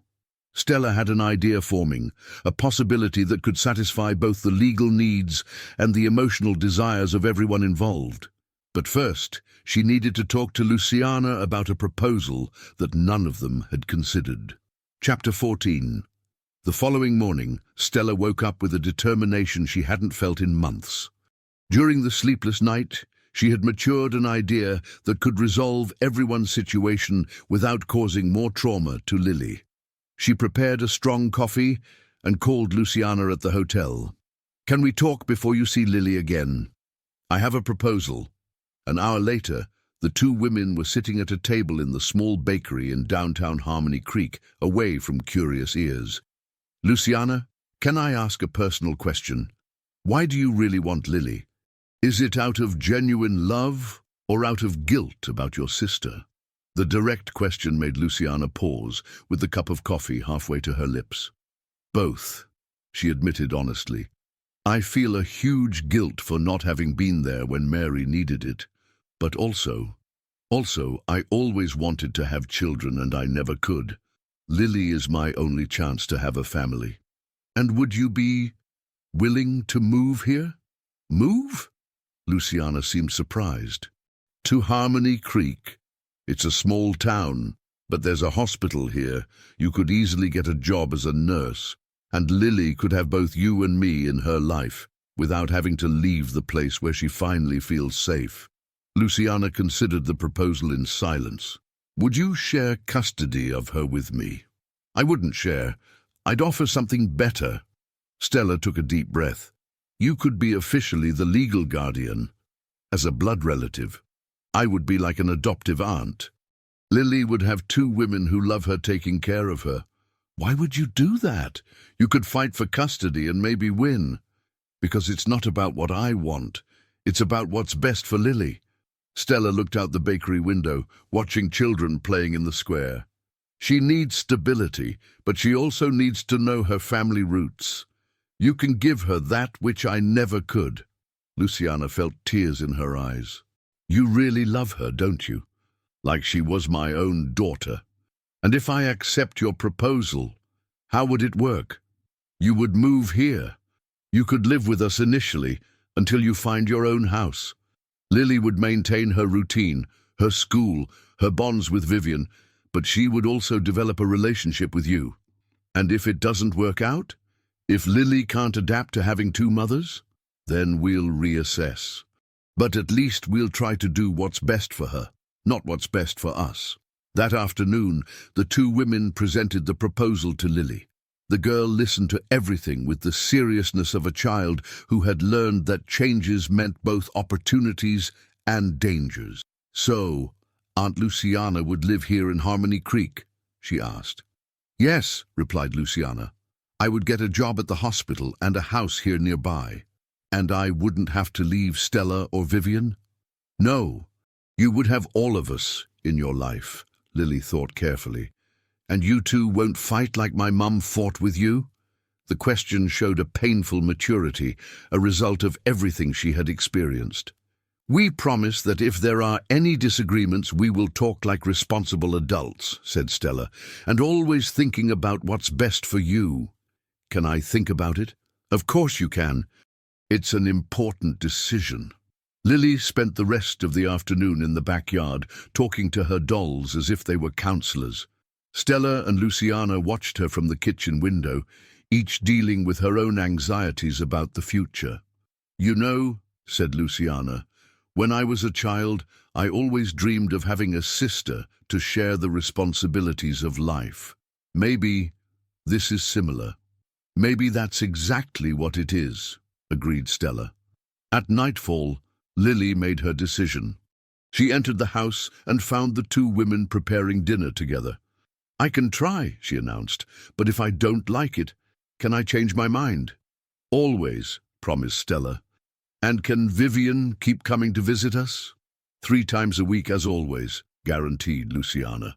"Then okay." 6 months later, Stella's house had transformed completely. Luciana had gotten a job at the Harmony Creek Hospital and shared the space temporarily while looking for her own residence. But gradually, everyone realized that sharing the house worked better than separate apartments. Lily, now 5 years old, had flourished in ways that none of the women expected. Luciana's presence brought stories about her mother that she had never known, family photos, and most importantly, a sense of continuity that helped her better process her own story. "Tell me again about when my mum was little," Lily regularly asked Luciana. "She was mischievous, always getting into trouble. But she had a huge heart, just like you." Vivian continued her regular visits, now as part of an extended family that included 3 women and a girl. The house was always full of conversations, laughter, and above all, love. One day, Lily asked a question that everyone was expecting but fearing. What happened to Ted? Stella and Luciana exchanged glances. They had decided to be honest, but always in an age-appropriate way. "He's in prison," explained Stella. "Paying for the wrong things he did. Will he be there forever?" "For many years. But Lily, even with everything that happened, he really loved you. He just didn't know how to love in a healthy way." "I know," said Lily, with a wisdom that surprised the adults. "Sometimes I miss the good Ted, but I never want to see the bad Ted again." "And you'll never have to see him," promised Luciana. That night, while they were putting Lily to sleep, the girl made a special request. "Can I call you both Mom?" "What do you mean?" asked Stella. "Luciana can be Mom Luciana, and you can be Mom Stella. That way I have 2 real moms." The 2 women looked at each other emotionally. "It would be an honor," said Luciana. "For me too," agreed Stella. A year after the traumatic day in the park, Lily was in the same place, but in completely different circumstances. It was her 6th birthday party, and half of the small town was present. Vivian had made a butterfly-shaped cake, Luciana had organized games, and Stella had decorated the park with colorful flowers. "Making a wish?" asked Vivian when it was time to blow out the candles. "I already made it," replied Lily, blowing out the 6 candles at once. "What was the wish?" asked Luciana. "That our family stays together forever," she said simply. Later, when they were collecting the decorations, Lily found Stella sitting alone on a bench, watching the lake where everything had started to go wrong. "Mom Stella, are you sad?" "No, honey. I'm thinking about how life can change." "Change how?" "A year ago, you were very scared in this same park, and today you're celebrating here with people who love you." Lily sat down next to her. "Sometimes bad things happen before good things happen. Where did you learn that?" "I didn't learn it. I just know." Lily rested her head on Stella's shoulder. "Mom, Stella." "Yes?" "Thank you for fighting with Ted. If you hadn't done that, he would never have met me, and I would never have met you." Stella felt tears in her eyes. The perspective of a 6-year-old could find gratitude even in the most painful moments of her journey. "And thank you for letting me stay," continued Lily, "even when other people showed up wanting to take me away." "You never need to thank me for loving you," said Stella, kissing the top of her head. As they walked back home, a house that now housed 3 generations of women who had chosen each other as family, Lily held the hands of Stella and Luciana, feeling completely safe for the first time since she had lost her parents. Ted continued to serve his sentence in a state prison, where he had found a strange form of peace through community work and psychological therapy.